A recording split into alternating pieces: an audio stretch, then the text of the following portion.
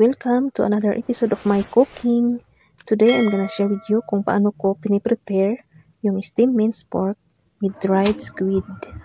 Ito yung pork at saka may konting taba. Ito yung gagamitin natin. I-chop natin ng pinong-pino.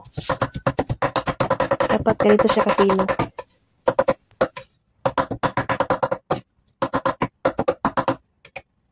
Dinhaluan natin ito ng water chestnut, sweetic mushroom, minced ginger at saka yung spring onion. Ito yung water chestnut. I-chop natin ito. Huwag masyadong pinong-pino.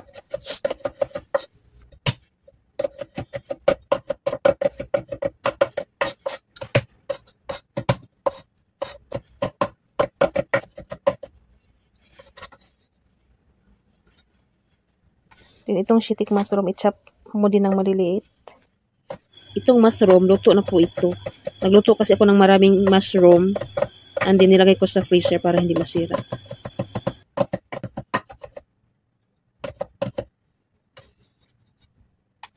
Ito na yung water chestnut at saka yung sweetic mushroom after na chop. Ito na yung na-chop na pork. Ito yung ihalo natin, dalawang dried squid. Huwag mo itong isok sa tubig. Dapat balatan mo siya na ganyan lang, hindi nakababad sa tubig. Pasain ko lang ito ng konti para matanggal yung ano niya, skin.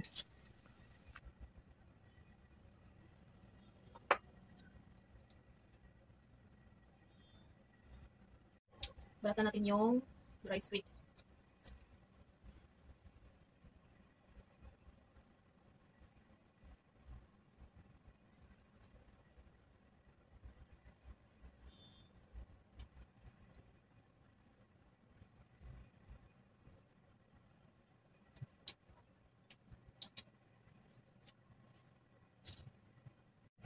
Ito na siya, nabalatan ko na.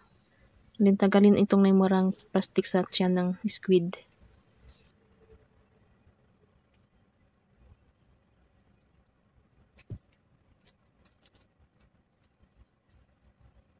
Then after ko siya nabalatan, hugasan ko ito and then ipatry ko siya sa kitchen tissue. Huwag mo masyado basain yung squid.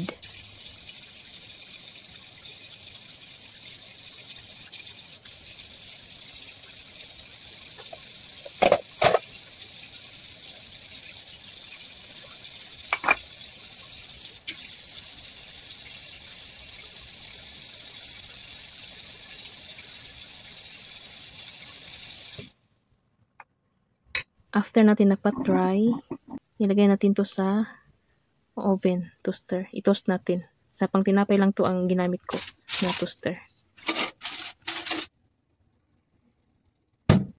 Ito na yung dried squid after ko na-toast. Ganito na siya.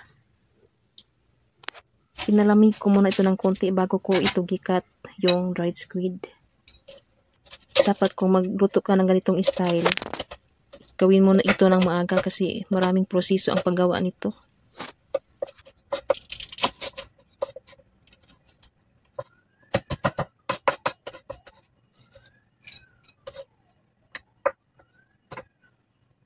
Mag-mixing na tayo sa mga ingredients, guys. Dapat iganito mo siya para kang mayroon kang kalaban ba or may kaaway.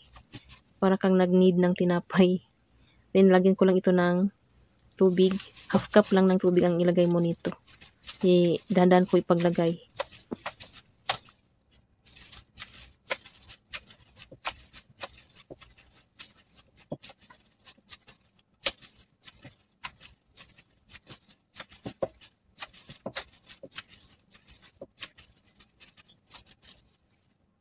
Then lagyan ng cooking wine. And then light soy sauce. Tansyahin lang ang paglagay, guys. Depende kasi karami ng minced pork.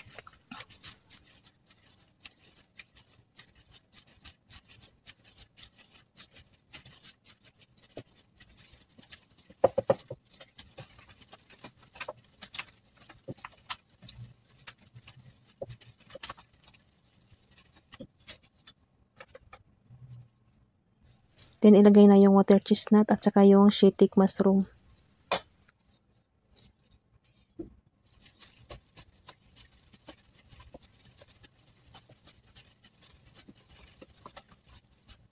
Then lagyan ng konting asin and then sugar and then chicken powder.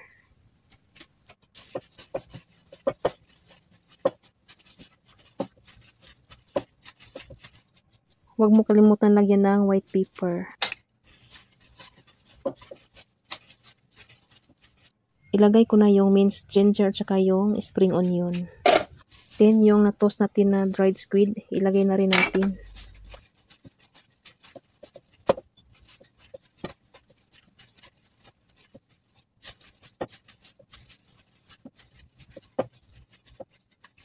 Then lagyan ng cornstarch.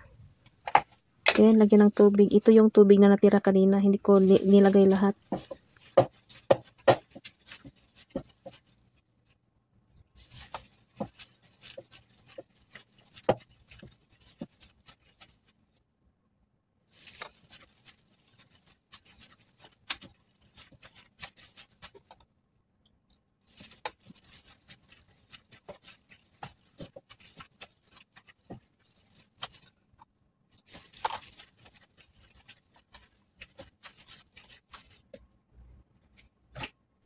Pwede nyo ito lagyan ng mantika. Hindi ko lang nilagyan ito kasi yung amo ko bawal sa mantika.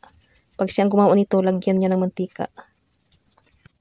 Then, i-transfer natin ito sa plato. It's ready na for steaming. Nagpakulo na ako ng tubig. Make sure na kumukulo na yung tubig bago mo ilagay yung minced pork. And then, takpan ito at pakuluan ito ng mga about 20 minutes in high flame. After 20 minutes, it's done steaming. Ready to serve na ang ulam. Thank you for watching.